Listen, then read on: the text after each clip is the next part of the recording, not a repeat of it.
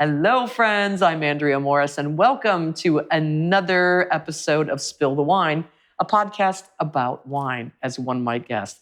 This is about fun wine tasting and also about kind of dispelling some of the myths about wine, like it has to be expensive in order to be enjoyable, and also that wine is pretentious, because if you learn enough about it, as you have on our episodes, you'll find out that wine is actually a good time. So today we are here with Ron from Wending Home Estate, and we are going to be having a really great time. Thank you so much for being a part of the podcast today. Oh, thank you, Andrea. And I'm really happy that you agreed to do this, because my first visit to your winery was really enjoyable, and I was really, really surprised by the wines. I don't know what I expected, but they were really unique and really fantastic. Well, thank you. If I can jump in, I think one of the reasons why has to do with sort of a philosophy of winemaking that fits into the pocketbook that both my partner and I have as well, which is all of our effort goes into the wine. And yes, as we get a little bit older, we're going to be branching out and doing some things, but really our chief focus is about the wine. And I know that wine, it's a little bit like horse racing. My friend John Marinissen used to say when I was starting his winery with him in Niagara on the Lake. He said that because it attracts people with money. It attracts people that expect affluence, right? Right. And often those things go together with a winery. Nothing wrong with that, except for the fact that, as you said, you want to bring some demystification to wine and some a little bit more maybe grassroots enjoyment and not so much of a pretentious, a reticence to sort of express oneself. Yeah. And you've been a part of the wine industry for quite some time, though. Oh, I have. It's about 40 years now that I've been in the wine business, and I love it. That's why I'm still doing it. And I've had several different versions of that. I've been a researcher. I've been a winemaker for a long, long time. I've been a college professor. And now here I am starting out again in a little cottagey kind of winery. So how did you come up with the idea, or what made you decide, okay, I've worked in the industry for years, I want my own winery? Fun, right? So, as you said, you want to make wine tasting fun. I wanted to make wine making fun. So, if we have smaller batches that are terroir driven, where I'm watching the grapes the whole season long as they're growing, and it's not something that's a spreadsheet, it's in my head, right? It suits me. It suits my the intuitive nature of making wine from a place. So that's really what makes it fun for me. That's fun, then. Yeah. So, and you have quite a few varieties of wine as well. We do. We have 11 different varieties on this farm. And I do venture afield a little bit. So I just told you that I was with my former student, Josh Mitchell, at Hillside Vineyard today, looking at some Cabernet Franc and maybe some Petit Verdot, maybe other things in the future too. And he's got a fantastic vineyard there. I have history there too. That was originally the Chateau Gay vineyard for their research purposes. So that Chateau Gay is a winery that goes way back in Ontario to 60s, 70s, and even earlier with some things. And they were one of the wineries, along with Brights, that brought in a lot of experimental vines and did experimental plantings. And that site became, after it was Jordan and St. Michel's vineyard, Chateau Gay's vineyard, it became Vince Leonard, who was right next to my mother-in-law and father-in-law's place, where my wife comes from, in Niagara on the Lake. He had two farms, that one, and then he bought the one out in Grimsby. And so I bought grapes from that farm for Henry of Pelham for years as well. And so I have a history with that farm. And I like that kind of a connection with the growers, the terroir. In this case, the grower is a former student of mine. The terroir is something that I'm really familiar with from years gone by. My family, through my wife, working with the original grower there. So there's just so many connections that just make it really resonate. That's fun. And it's the small world of Niagara wine, right? Yeah. Now, how long have you had your own winery here? How long has it been open? So 2020 was the first real year that we started. And that was a fantastic year in some ways to start because it was just a great vintage. But it was also, of course, the beginning of COVID. And Ying, my partner here, and I solidified our intent, if you will, as she was finishing her studies with me as I was professor at Niagara College. And at that time, it was a week before COVID shut down the college, shut down our courses for temporarily, at least until we could go online and kind of rejig. And so it was a very interesting time, a business plan that is being developed during the beginning of a pandemic isn't something that, you say, all right, I'll just go back to the library and find what other people have done when they've started wineries during a pandemic. That doesn't happen, right? Now they can cite you. So that's how it all got started? Yeah. So you already had the grapes planted? Or? The grapes were planted. In fact, most of this vineyard was planted in the mid-1990s. And so the vines are approaching 30 years old, which is great. It's great to have older vines. They make fruit and therefore wine, which is more concentrated, more even from year to year, more interesting, more nuanced.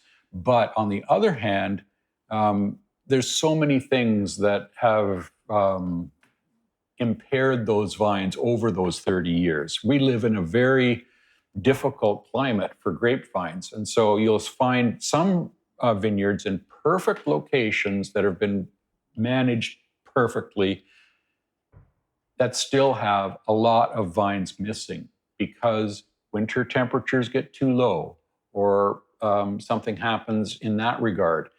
And this vineyard is no different. So we're in the process of kind of bringing it back.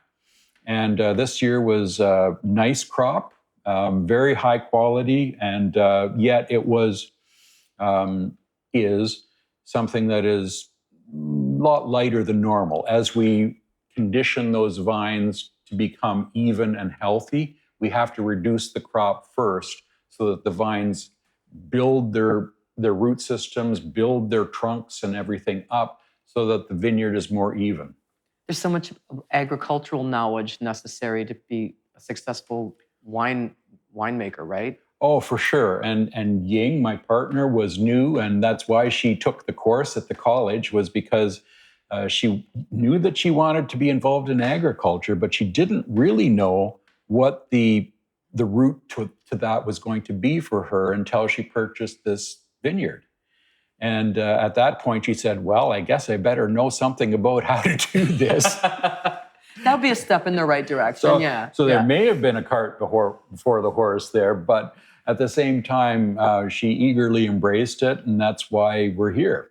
And her influence is definitely a part of your label, isn't it? For sure. So our label is adorned with a symbol, a chop, or a logo, which has two Chinese characters on it, Wen and Ding. So Wending. And that came about because I thought of the name Wending Home first, then talked to Ying and her husband Li. Is this going to be something that might cause a problem with Chinese language translations that might not be so complementary, as happens sometimes, right? Advertisers and all kinds of businesses have to be aware of that sort of pitfall. And in fact, it means aspiring to be the best, or trying to climb to the top to be the best. Well, I see you've already won a bunch of awards for your wines, so I think you're on the right path there. Well, that's one of the ways that we're trying to sort of carve out a name for ourselves. Yes.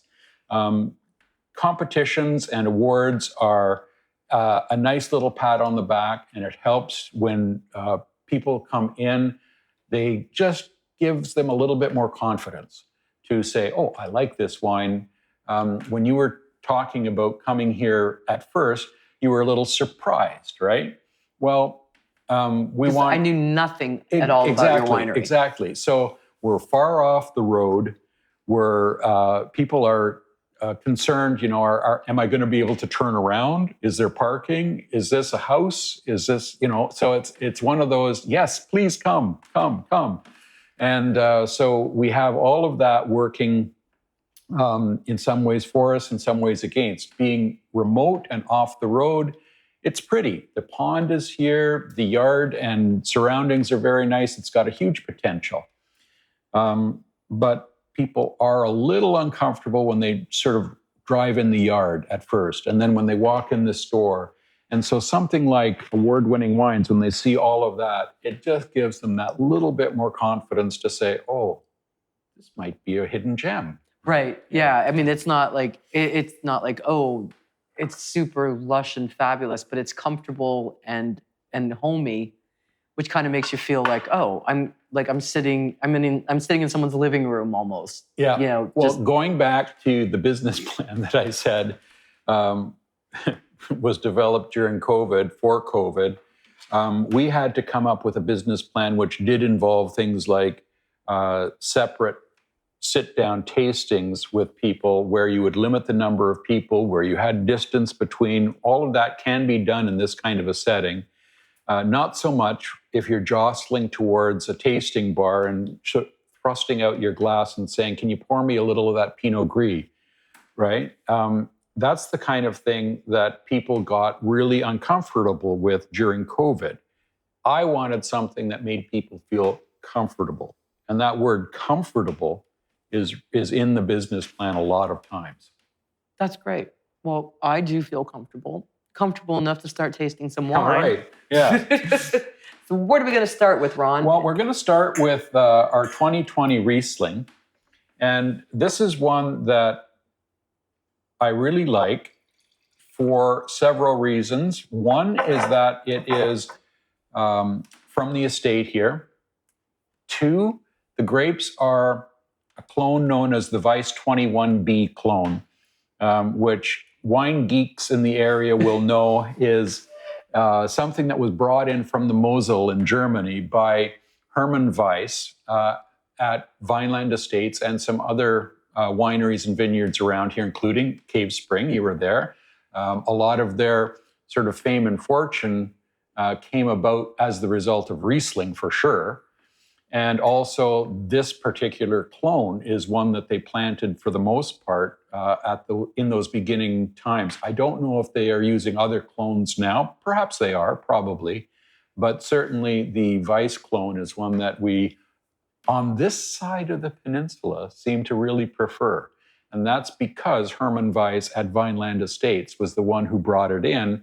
So the growers around this area were the ones that took notice and took advantage of that clone being available. The ones in Niagara on the Lake more so were of German backgrounds or Austrian backgrounds or whatever that were from a different area. So they generally used a different clone, the Geisenheim clone.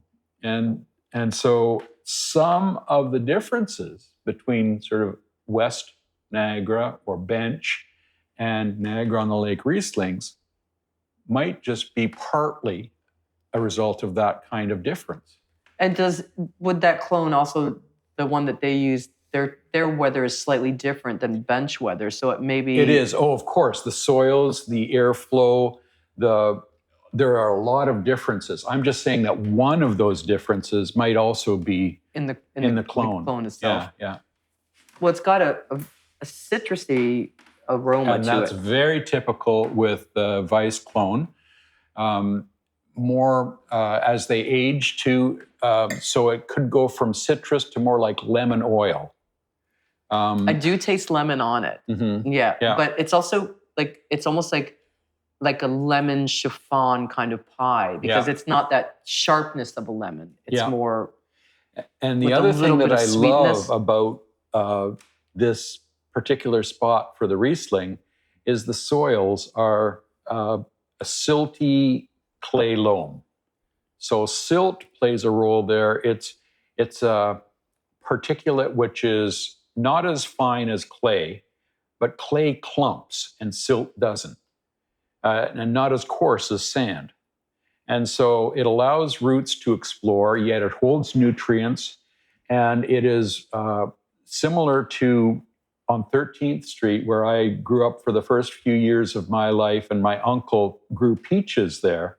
It's something that I thought, this is just fantastic soil for these grapes. The aromatics come out, yet there's concentration as well. So it's floral and aromatic and concentrated. It's really, really, really nice Riesling. Thank like you. a little citrusy, but not overwhelmed. Like I said, I get like a lemon chiffon kind of pie, but almost a little hint of peach at the end. Peach is something that a lot of people use to describe that other clone. Yeah. That clone that we shall not name at the moment. No, it's Geisenheim 239, which is a lovely clone as well. It sounds like a nuclear code, Geisenheimer 239. It does. That's right. Dr. Strangelove is just around the corner. Bring it. We're calling for the Geisenheimer 239 now. Bring in the clone. Well, that is a really nice Riesling. Now, is this one an award winner? It is. This won gold at the Ontario Wine Awards, and also it was a wine that some wines are given the Lieutenant General Award or Lieutenant Governor's Award, which is the Queen's rep or the royal representative in the provincial government. And this was the only white wine that year to win that award. Wow. So there was a few reds, there was one ice wine, and this was the only white. And so we were quite pleased with that. Yeah. That's fantastic. Well done. Thank you. Yeah. I'm and did that make sales go up on that wine then? It did. However, we're new, we're just starting. Put it this way, I will be the first to admit that I am not a marketing genius, okay? I'm in this because I love to make wine, I love wine, and Ying is not, a marketer of wine either particularly. So we are finding our way in terms of sales. Well, let's hope that this podcast helps expose you and your wines to more and more people, and they'll be like, what? That's an award-winning Riesling? I'm going to come and try that. Thanks. Or order it from your website. That's what we're all about, is trying to do that. And now also we've hired some people that are going to be helping us. Bonnie is really gung-ho and working with us, Bonnie Bates. And so she is going to be working with both my daughter on social media and also with restaurants. I think that with restaurants, that is a key entry point for consumers with wines. Yes, because they have that familiarity then. They've had it at a restaurant and they'll want to come to the winery. And at a restaurant, what do? You often ask the somm or the waiter or whoever, what wine would you recommend with this?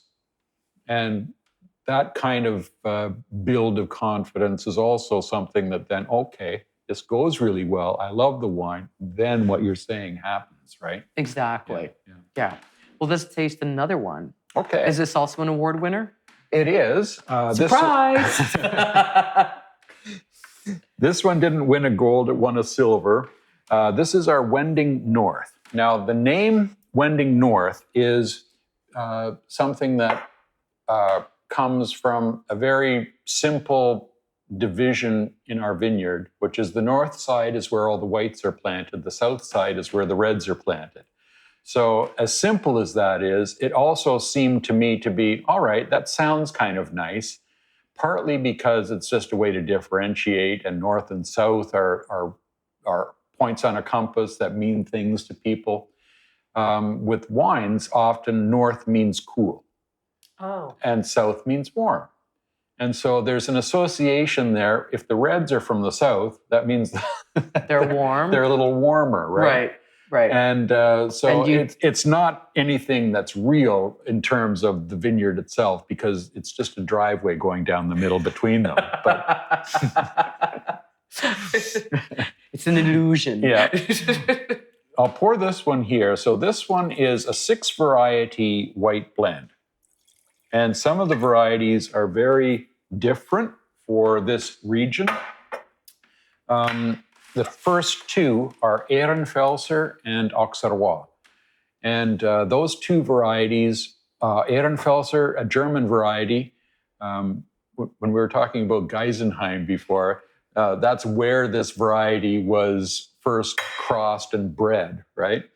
And so it was a German variety, but it was a crossing of two Alsatian varieties.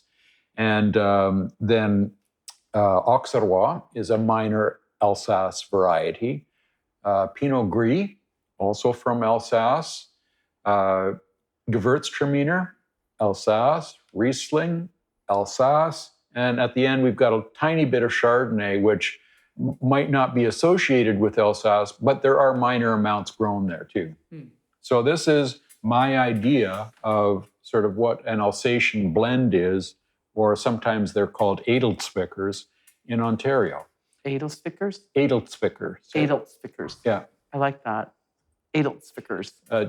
Okay, don't go with what my brother-in-law says about this wine then. He mixed it up a little bit on purpose and one time said, Ron, can you pass me some more of that anal sphincter?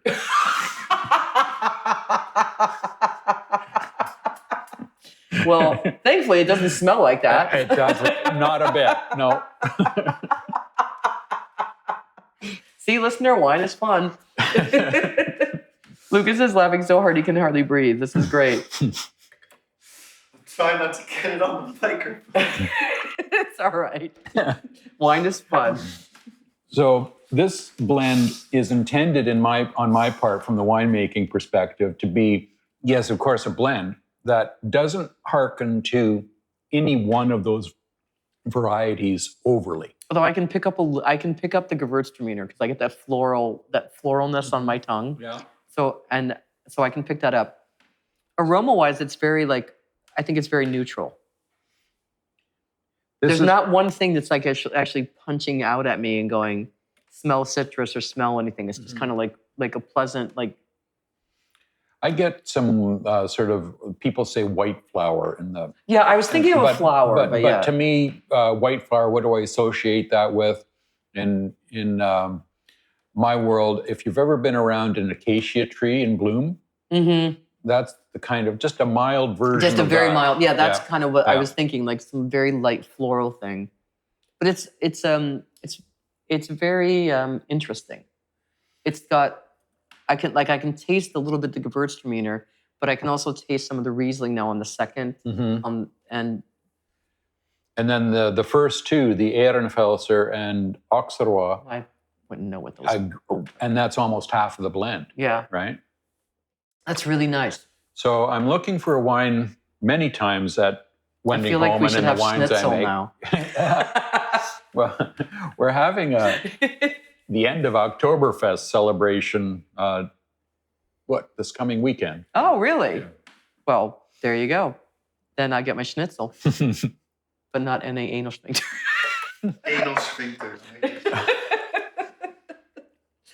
So there's no oak with this wine, but I do age it on the sediment. The yeast are an amazing contribution to winemaking, not only because they produce flavors, they produce alcohol, but because when they're done and they settle to the bottom of the tank, they're still not done contributing to the wine.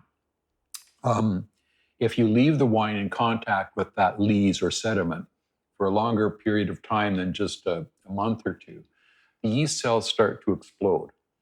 They basically are balloons that have contents, right? And when that's released into the wine, it changes and improves the texture, makes it softer and broader. And also it makes the aroma something akin to toasty or fresh bread or something like that. And so if you get in sort of that realm of sensation, that's where it's coming from. For sure, the texture is there in this It is wine. a very soft wine. Yeah. Yeah. It would be really nice with a schnitzel, though. But it's also a nice summertime wine. Yeah. Because it would just lend itself to like just maybe just slightly chilled and a nice hot summer day. I think so too. Yeah. Yeah. Yeah. I like this with pickerel as well. So one of our best, or walleye, pickerel, whatever. So one of our best fish that we have in, the landlocked areas of Ontario is that fish when it's fresh out of the lake and just sizzling in some cast iron frying pan. Yeah. I grew up outside of Cleveland, and perch was our go-to. Okay. Yeah. And so that the perch would be fantastic. Yeah. Well done. Okay. So next I was going to pour our 2020 Chardonnay. Oh, that would be great. Okay. Yeah. And so what year is this Chardonnay? This is 2020 as well. 2020. A great year for wine. Yeah. Our 2021 has also done really well. This one won a gold and top 10 at the Chardonnay du Monde competition in France. And so that was this past March. And then a month or two later, we found out that our 2021 had won a double gold at the All Canadian Wine Championships. So both are wonderful Chardonnays. We're just edging into the 2021, but this is the 2020 still. Very traditional style that we've produced. So what does that mean? That means that when I harvest by hand, and it goes into the press in the same way. So it's not destemmed or anything before it goes into the press. It goes in as whole clusters. It's important because as a berry is pressed gently from its whole cluster origins, it splits and gives up only the juice from not the outside of the grape where the skin is, not the inside near the center where the seeds are, but that area in between, which is most of the grape and most of the juice. But that's where the best juice is, the best acidity, the best antioxidants that are naturally present in grapes. So all of that, for a white wine in particular, comes from that area of the grape. The only way to get that is to press lightly with whole clusters in the press, because if you destem and crush those grapes, what happens is the grapes release all of it in a mix.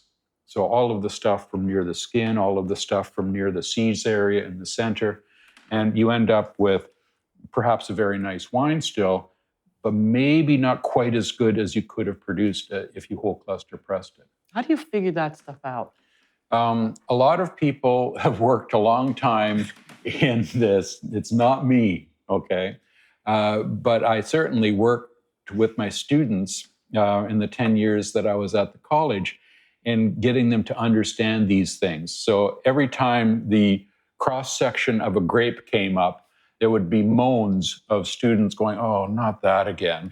But eventually they did get it, right? That there are differences in the juices inside those grapes, and this is how to get them. Is that unique to just the Chardonnay, or does that all goes grapes with are like that. But Okay. with reds, let's say you're after something else. You're after what's near the skin, especially. And so you ferment with the skins. It's a very different process. But with whites, generally, it's not universally true, but it's more or less true that the whole cluster pressing of them is important. What about with the rosé? No, there you're looking for probably a very brief contact with the skin in order to get some of that Just color. a little color, yeah. Yeah. And so it's different with a rosé. And a rosé as well, you're not interested necessarily in a long aging period. But with wines that are whole cluster pressed like this, whether it's a Riesling or a Chardonnay or whatever, Pinot Gris, you get more longevity because the acidity is better from that juice. And like I was saying, the antioxidants, there's something called glutathione, which is, we use sulfites in winemaking. I do too. But the glutathione, the natural occurring compound in the grape, is about 5 times stronger in terms of an antioxidant than SO2 is. So it's a really important thing to maximize the amount of that that's naturally occurring in your wine. So this is healthy. Yeah. It's got a really nice nose. It's almost buttery, I think. Well, that's certainly a component of it that comes through because it's traditionally made. That means also malolactic fermentation. So there's 2 main acids in grapes, malic and tartaric. And when you go through a secondary fermentation with bacteria, not yeast, they will change the malic acid into lactic acid, which is softer and buttery. Which has buttery milk component. And milk. Yeah. This first sip has a little bit of like a citrus flavor. That whole process of Chardonnay making, I call Chardonnay, and some of the people in the industry will recall this, I call it the chicken of the vineyard. Because chicken can be made in so many different ways. It takes on so many different flavors readily and beautifully. And Chardonnay is the same. So you can make a non-oak Chardonnay, which is delicious. You can make sparkling wines. You can make, all kinds of different wines with Chardonnay, variations on a theme, even within that traditional style, let's say. But ultimately, they can all be really enjoyable. Mm-hmm. So, chicken of the vineyard. Cluck, cluck. Yep. It's got a nice color to it as well. Is it filtered? Mm-hmm. Mm-hmm. And oaked? The oak that I use is very little new. This has about 20% new oak. And the balance is up to 8 years old for the oak. Ask how a winery that's brand new has 8-year-old barrels. Well, of course, we buy them in from other wineries, right? So that has to be taken carefully because you don't want to bring in bugs from other wineries that are not good. So you have to have a very good source for it. And the kind of oak, it's French oak that I use, a mixture of different coopers or makers, because every maker will have their own trade in making the barrels more one way or the other, more smoky, more vanilla-like, more, so it's a very involved trade for winemaking, especially. Up there, you see one of the coopers gave me a sort of a flavor wheel of different flavors and aromas that you get from oak, and all related to the way the barrel is toasted. I did taste a little vanilla on the back end of this, the last time. Yeah. Maybe it was power of suggestion, you saying it, but I did actually get that. Mm-hmm. Yeah. And a little bit of, I get a little bit of pineapple and apple as well. So there's all kinds of nuance that you can find in well-made Chardonnays. I love that about Chardonnay. Yeah, it's fun. Yeah. Yeah. And I find a lot of people find like Chardonnay is like the first wine that they drink. And that's fine because Chardonnay is ubiquitous. Chardonnay is around the world, right? So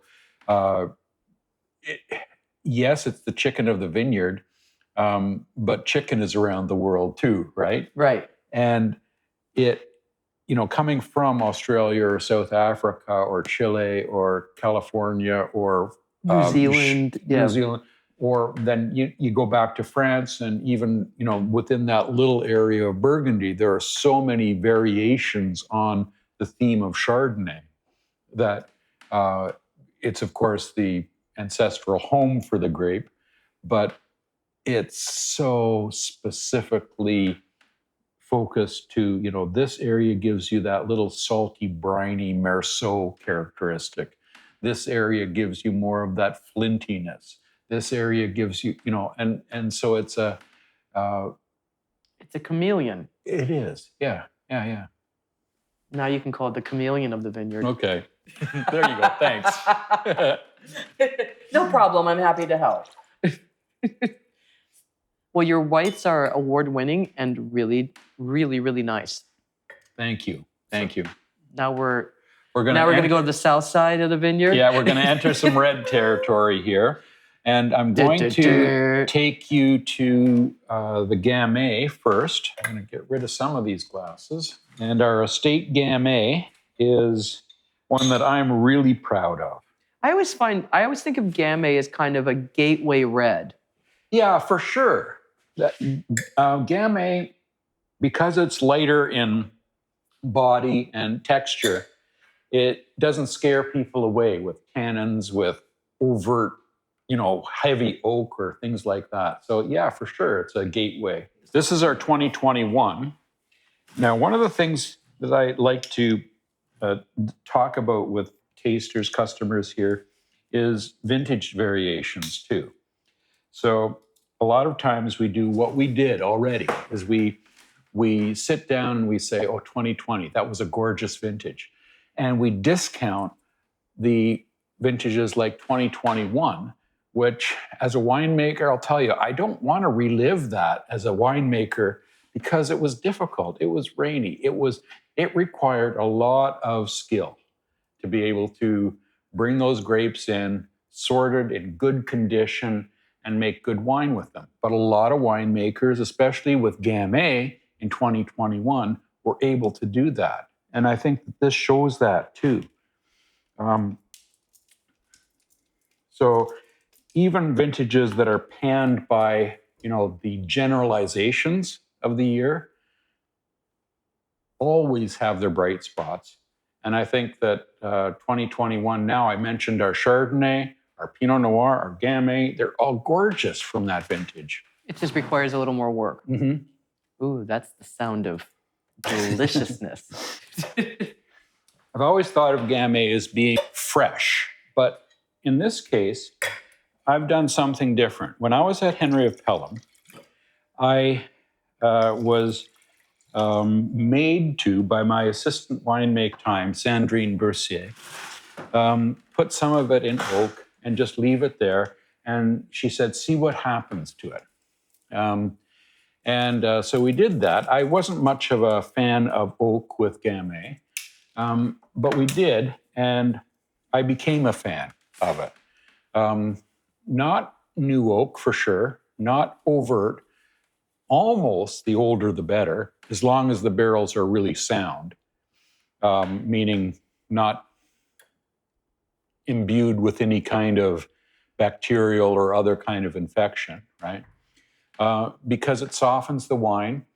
It brings a roundness to it that isn't that sort of fresh Gamay style, but it certainly is pleasing, pleasant, I think. Yeah, it is very soft on the palate. And maybe that comes from as well being on this side of Highway 8, with the old lake bed. Mm-hmm. That because I find that wines on this side always have a softer taste to them. But I get a little bit cranberry in here. Oh, for sure. Yeah. Cranberry, I get some cherry as well. Mm-hmm. Not sort of the Bing sweet cherry, dark No, black. more of like... And not the sour cherry either. It's kind of, the first sweet cherries that come along. Something like those. Like a new cherry. Yeah. Oh, that sounds open for interpretation, doesn't it? So as much as Gamay is, this has been in oak for 18 months, it doesn't show oak. No, not at all. I like that about it because it's just the other forest floor elements of the Gamay come out. So what do I mean by forest floor? Moss. A little bit. If you've ever walked through the forest in fall, like just in a few weeks' time, when the Crunchy leaves have leaves. fallen, and you're kicking the leaves and you're smelling that. Mm-hmm. Yeah. And Gamay has always been, I will say, my least favorite red. And I think it's because it's so, a lot of times it just tends to be so light. Mm-hmm. And it's not, most of the reds I like are those really meaty, Yeah. chewy reds, except for a Pinot, which isn't that. I'm a big fan of Pinot, but for some reason Gamay has always been kind of like those, meh. But then I'll open a bottle of Gamay and go, what's my issue? This is good. I'm, Gamay isn't something that I always reach for by any stretch. It's not my go-to. No, I mean, I wouldn't go like, Either. oh, I have a whole shelf in my cellar dedicated to Gamay. That's not. Yeah. Yeah. But I do love it. I've made Gamay professionally since 1985. And so it's something that I'm kind of near and dear to as well. Is this an award winner? Yep. Yeah, this was... Well, surprise! at Decanter, this won a silver. Oh, okay. Mm-hmm. Yeah. I mean, it's a nice Gamay. Again, not my favorite wine, but it's not up there with like Gewürztraminer as in wines I hate. Oh, you don't like Gewürz. Okay. You know what? I wouldn't say I hate... I'm very particular about it. I don't like Gewürztraminers that have that very floral smell to them and that very floral taste. Yeah. But I have found a couple that I did like. So, yeah. Okay. But I'm notorious for being like, don't put that in my wine club. But I can see why that would have won awards because it's got like that cranberry sort of little bit of cherry kind of stuff going on with it. It's interesting. When Michael Kramer was here, quite a while ago now, maybe 10 years ago, maybe more. Yeah, it would have been more even, for I4C, the celebration, Chardonnay celebration. He's a wine writer from the States. He was very popular in Wine Spectator for a while. And so we had him here as our guest speaker. And he took special note of the fact that he was tasting Chardonnays here as his official job.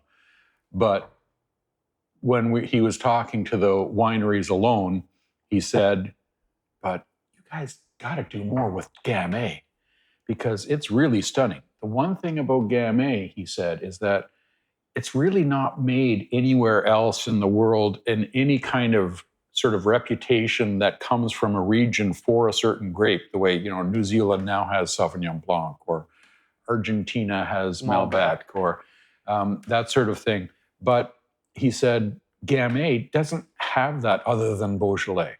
Yeah, in Switzerland, but nobody tastes Swiss wines outside of Switzerland, right? Is there a reason for that? No, they're good. They're good. They just never seem to make it outside of Switzerland. But Gamay is one that could be a grape for us like that, sort of a signature variety. So now we're trying your Pinot Noir? Yes, this is our 2020 Cuesta Vineyard Pinot Noir. And I call it Up Above because after living on 13th Street until the age of 8, we lived across from this vineyard on King Street in Vineland.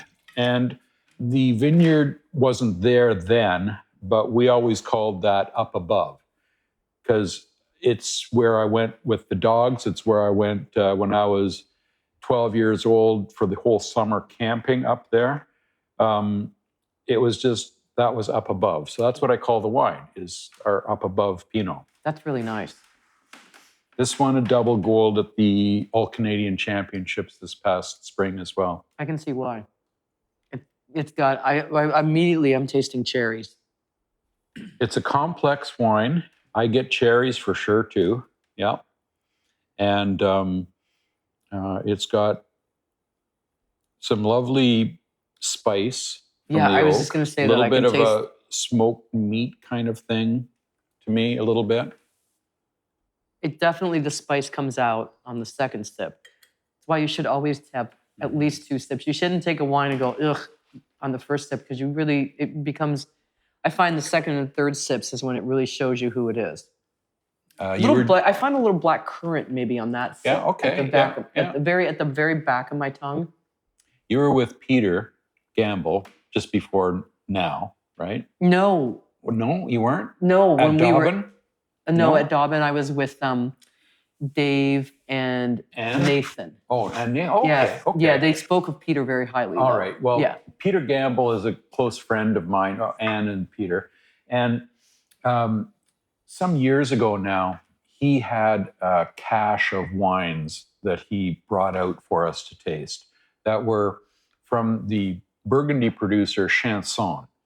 And Chanson is a producer that has a reputation, at least at the time, of making, they were almost mediocre wines when they were released, but they aged beautifully. They aged sort of really elegantly.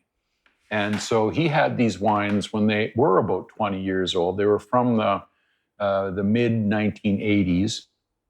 And we had them, and they were stellar. And when they were first poured, maybe similar to this, you looked in your glass and you thought, well, there's not going to be much substance there. Or, I wonder how this is aged over 20 years. But it did, and they were wonderful. They were top-notch vineyards, but the lasting power of a lightweight wine like Pinot, and still to maintain all of that interest 20 years or more later. I think that's something that's special about Pinot, is that it just is this treasure trove of things that you find as it ages. Right? Mm-hmm. Yes, I drink this and I'm thinking of Thanksgiving and turkey. Mm-hmm. Pinot is my go-to for turkey. I don't know why, but it always has been. Oh, and if we're thinking about the Gamay from before, some people say turkey, but I love the Gamay with a barbecued, like a grilled salmon. Oh, that would be good. Yeah. What do you drink your Pinot with? Well, what do I drink it with? I drink it with all kinds of things, but my favorite combo has to be duck. Oh. Yeah. Yeah, that would work. Yeah. I like it like when I do my turkey for American Thanksgiving, I do a bourbon honey maple syrup glaze. Wow. And so the Pinot complements it really nicely. Because you can't go wrong with anything that has bourbon in it. That's just how I feel. But the Pinot really does. You just raised my expectations. When I get home, I think I'll have a little nip of some bourbon. Yeah. Well, there you go. Again, you can't go wrong with bourbon. That was my dad's drink, and whenever I drink it, I think of him. But this Pinot, honestly, really, really, really nice. What is this retail for? What do you sell this for? $44.95. Really? Of course, I like it because it's expensive. Wait, $42.95. $42.95. Well, it just went down in price. Wait for it. Flash sale. Buy a case. Really, really nice. I can see why it's an award winner, because it's really good. And I'm like not sharing the rest of this with you because it's really good. Now, that is not estate because we don't grow any Pinot here. I'd mentioned where it comes from. Right. But next year we're going to be planting some. And I'm also working with some other growers with Pinot Noir. So this year there's a grower that's actually borders on Dobbin's property, on the bench, just below their property to King Street. Oh. And he's got Pinot Noir there, Gary May. And I'm going to be making all of these different clones separately. Eventually we'll probably blend. But I just wanted to see what they were all like so that when we plant next year, I've got a better idea of what I want. Gotcha. Yeah. And this is, by the way, all clone 777. Oh, another, yeah. Oh, I got the wrong Cabernet Franc. We could try this one, but I was going to go with the 2020. This is the 2019. Now, we made a little bit of wine as a sort of a beta project. Why don't we do both and do them side by side? Okay. And see what the I like side-by-side tastings like that because it's interesting to see what the 2 years, those other 2 years give you. So on this side the is left. the 19, this is the 20. The 19 is so much darker. Is it? I or is think it just so. the volume in the glass? Well, no, I think it is darker. I never taste tobacco, but I can almost smell it a little bit on this. It's got like leather almost. It's just... I get some cocoa as well. Some what? Cocoa. Oh, cocoa. Oh, wow. That's really nice. Now, the 2020 is going to be bigger, but the 2019 is a little bit more like Ontario Cabernet Franc. The 2020 most of the seems time. the 2020 seems meatier. Yeah, for It's sure. like it's interesting because the 2019 has a really beautiful aroma, like I said, of all those things like chocolate and leather and tobacco. Yeah. But this is more like what I like. The 2020, it's more like it's that chewy, meaty. And the like, 2020 doesn't shy away from what Cabernet Franc is. It's not trying to be a Cabernet Sauvignon. No. It's like, hey, Cab Franc. Exactly. Yeah. Yeah. Don't get me confused. It's like my puppy knocking you over and going, Cab Franc. Really deep, full-bodied. And interesting how the difference in that year. Because you would think that, because it's 2019, it's been aged longer. It's not softer. No. Yeah. I find it a little sharper, actually. Yeah, I find the 2020 to be softer. That's more the acidity from that vintage. Yeah. So 19, definitely a higher acidity. Yeah. 2020, I think, is my year for that. And you? 2020 for Lukas as well. Yeah. Yeah. And isn't that funny? Because like people would think like if you were new to wine, you would automatically think an older vintage would be better. But vintage to vintage variations. Exactly. And I think it would also maybe depend on where you were in the world, because maybe someone else's 2019. Oh, yeah. Absolutely. I mean, our 2020 was spectacular for weather, but maybe somewhere else it wasn't so much. Absolutely, for sure. Yeah. I think 2020 in Chianti wasn't that spectacularly good. Or maybe that's just where I was last year. But anyway, yeah. But your 2020 is really great. Really nice. Like I'm kind of cherryish, but like really good. We've got lots of potential in this vineyard. But one of the things about this property and the Cabernet Franc, though, is we've had to pull out half of that vineyard now, and eventually it will all have to go. Even though, by rights, a 30-year-old vineyard isn't super old. It's just that there are diseases, viruses in this case, that affect the vines that have just kind of gone through that vineyard to the point that now it's okay. It's going to have to be rejuvenated, replanted. And we're doing that now. We've replanted half of it. Probably in a couple of years, we'll do the other half. And, in the meantime, I mentioned Hillside Vineyard. Well, I'm talking to them about some of their Cabernet Franc, which I'm going to be making this year, just to, I don't know. Keep the dream alive. Yeah, edify my interest and keep things going, keep interest in Cabernet Franc, because Cabernet Franc will be back here for sure. And these attest to the fact that it's a great site. Do you have a favorite wine to make? Pinot Noir, probably, yeah. Why so? It's the most nuanced. It's the most, some would say, challenging, but I find it more just, there's more persnickety bits about making it that you need to figure it out. So, right, it's more of a challenge, right? Yeah. Yeah. What's your least favorite wine to make? Least favorite wine to make. I know you're like a mom going, which kid do you hate? Which kid yeah. do you like the least? You're like, I love them all. Oh, I know. Okay, so one of the grapes that we grow here that has it's a German red grape.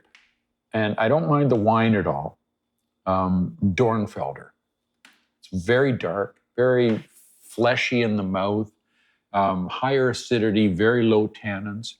But when I make it, I'm always thinking, this isn't going to be that good. This isn't going to be that good. And I end up blending it. I don't think that I'll ever release 100% Dornfelder wine, just because it's not good standalone. So maybe that's Is that in your it's your in the Wending Wending South? Yeah.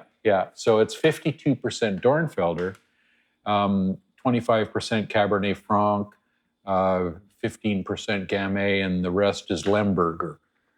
So these varieties work really well together, but on its own, I wouldn't say that Dornfelder is a standalone grape. It's really cool that you use grapes that I've never heard anyone else in the region talk about. That's what I was basically saddled with, but also what piqued my interest about coming here and doing this was that there were grape varieties that I didn't know that much about myself that I wanted to. And so I'm learning, and hopefully there's more. I don't think that our road to kind of perfection and chiseling down the number of grape varieties that we grow is done. I think that there are still more things that we should be trying, not necessarily that we don't take others and say, not this, not that, yes, this, yes, that, but maybe in addition, let's try this. And if it doesn't work, fine, it gets weeded out, but you never know. And one of the things that I'd really like to try, for instance, is Zaporavi. That sounds Italian. No, it's from the Republic of Georgia. Really? The cradle of winemaking and grape growing in the world. So the oldest known winery, if you want to call it a winery, where things were made for more than just sort of immediate or family consumption. The oldest known one is from Georgia, and a number of them are very old. They're the tradition there in winemaking is positively ancient, older than Egypt, older than anywhere else in the world. And so they use kvevery, which are the clay containers which they bury in the ground. And they one of their main grape varieties, although they have over 1,000 grape varieties native to Georgia. Wow, yeah. Really? I would never have thought of that region. Yeah.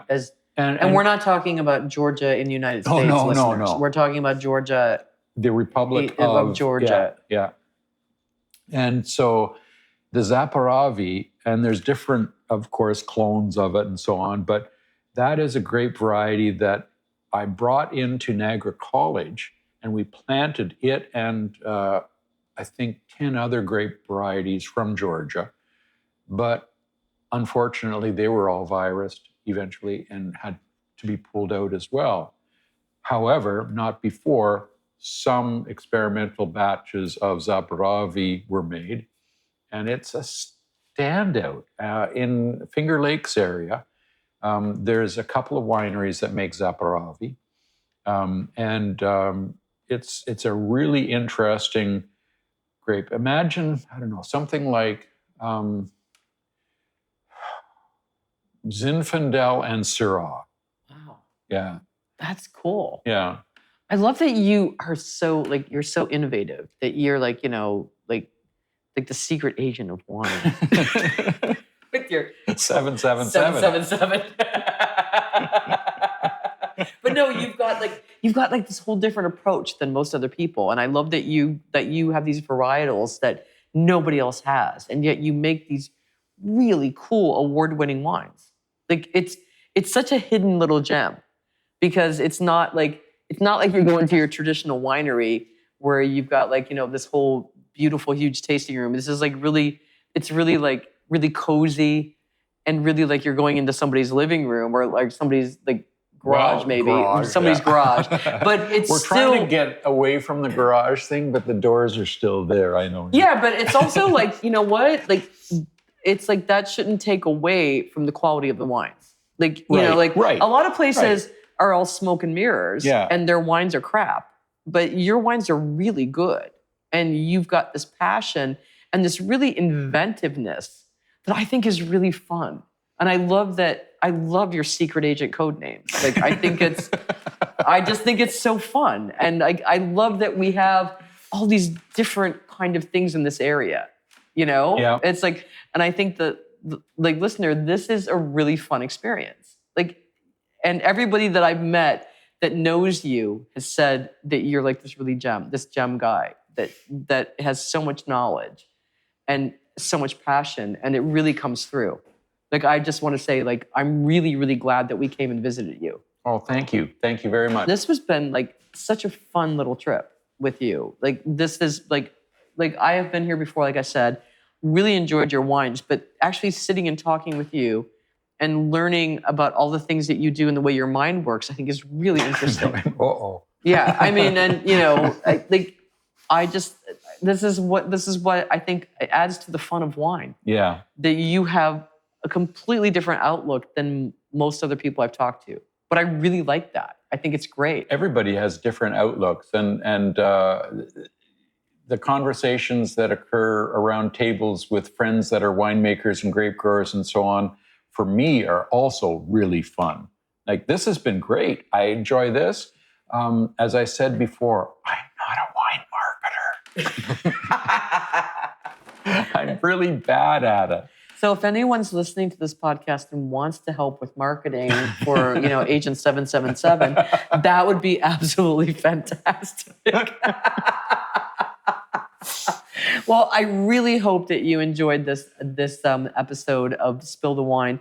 And honestly, Ron, this was just a pleasure. Wending Home Estate, really fun place to come. Really full of great wines that I'm sure you'll enjoy. And so be sure to visit the show notes for more information. We'll have the website info and use some photos as well. And you can access that.